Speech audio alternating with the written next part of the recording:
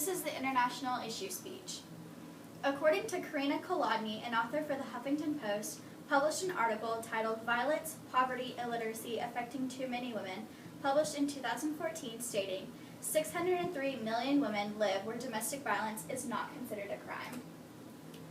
How would you like to live in a country where marital rape is legal? Where nobody gets punished for abusing their wife or husband? Being forced into an arranged marriage and then being scared for your life. This is how approximately 2.6 million women feel in the Middle East region.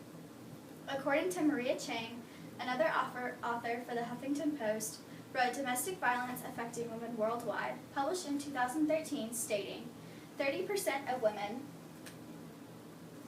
are affected by domestic or sexual violence by a partner. Domestic violence is a serious issue in the Middle East.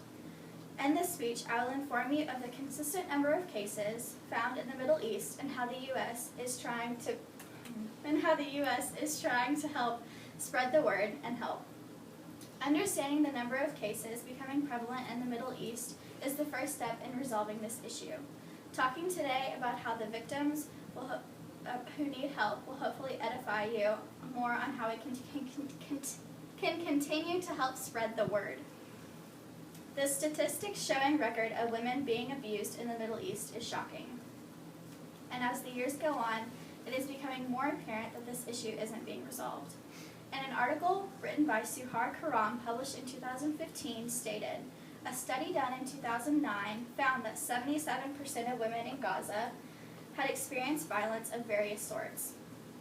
In this same article from Karam, she wrote a disturbing story told by a victim. The victim told her of a time when her husband abused her, was arrested, put into jail for 5 hours, and then was released. The number of cases can also be attributed to the traditional lifestyle rules that remind women that they aren't in control. Lucy Mayer, a researcher in the Middle East and North Africa Division of Human Rights Watch, said in an interview, the problem is that no one sees this as a crime. It's seen as a family or social problem, and some behavior is not even criminalized. In conjunction, the law enforcement does nothing to help these women. According to Heidi Stuckel, an author of the London School of Tropical Medicine, states, when a woman is killed by her partner, she has often already had contact with the police. Knowing the number of victims, as well as how the legal system showed no support, should help give you an idea of how the trials these women go through. Now I'm going to tell you about how we can help these women and raise a voice about the issue and what can be done to end this. As stated earlier, the number of cases of abuse show no signs of stopping. This could be attributed to many women not realizing that they have any place to go for help. Women who are put into these situations find themselves lost as to who to turn to for help, and many police reinforcements show no signs of support, which continues the cycle for abuse. A survey was published by Ramallah-based independent research center, Arab World for Research and Development in 2008, finding that 74% of Palestinians did not know of women's or human rights organizations working in the field of women's rights.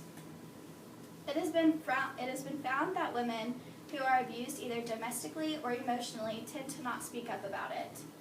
An ABC News segment was published, and they featured a video titled, Makeup Used to Conceal Bruises from Domestic Abuse.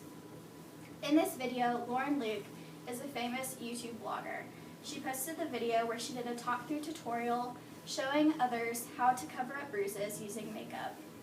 In this video, Luke shows her covering up her bruises, her fresh bruises, but hers are fake, whereas many women who suffer from actual bruises in the Middle East. In this video, it cuts to a black screen at the end where it states 65% of women who suffer from domestic violence keep it hidden.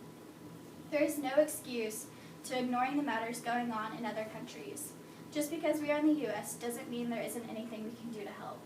In a recent advertisement launched by Salvation Army, they used the infamous dress to prove a point. According to Emanuela Salibe, an author for NBC News, wrote an article published in 2015 stating, #TheDress trended worldwide on Twitter with 11 million mentions within the first day.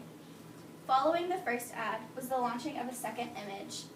In this image, it showed a woman who had blue and red bruises using white and gold makeup to cover it up.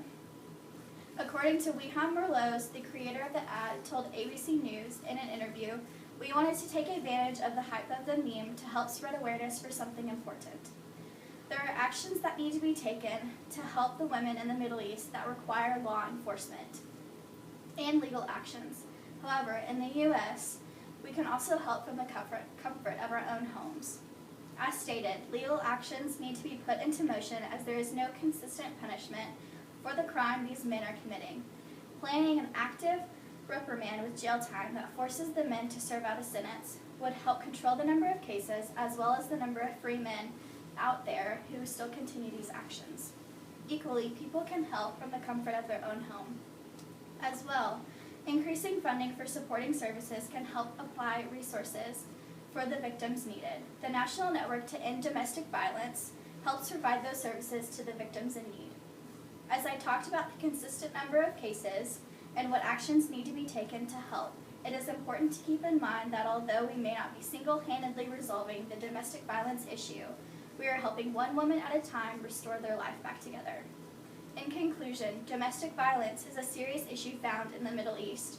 I informed you today about the consistent number of cases, as well as how the U.S. is trying to help enlighten and inform Americans and help tell them how we can help. In this speech, I informed you about something we've all heard about before. I informed you about how many researchers are doing statistic studies that help these women help find their voice. I have done many research, including looking into Maria Chang, Lucy Mayer, and many others, to help understand the statistics behind the topic. And I believe we can all say that we have come to an obvious conclusion that nobody deserves to be abused, especially by their significant other.